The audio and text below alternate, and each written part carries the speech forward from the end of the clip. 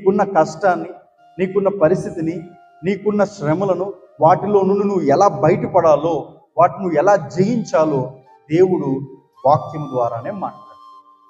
ఆ వాక్యం ద్వారా నిన్ను తెలియజేస్తాడు. ఆ వాక్యము ద్వారా నిన్ను విశ్వాసముతో నింపుతాడు. రోజుల్లో చాలా మందికి ఈ వాక్యంలో ఎక్కువగా స్థిరత్వం లేని కారణాన్ని బట్టి విశ్వాసంలో తొలగిపోతున్నారు.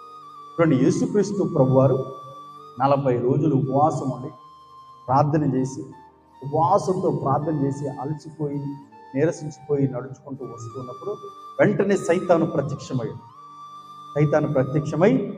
అలసిపోయిన యేసుక్రీస్తు ప్రభును చూసి, నీరసించిపోయిన యేసుక్రీస్తు ప్రభును చూసి, ఆకలితో ఉన్న యేసుక్రీస్తు ప్రభును చూసి సైతాను ఏమంటాడు తెలుసా అండి? ఈ రాళ్లను రొట్టెలుగా చేసుకొని తినే, పర్లేదు తినేసేయి అని సైతాను అంటాడు. యేసుక్రీస్తు ప్రభు స్థానంలో మనం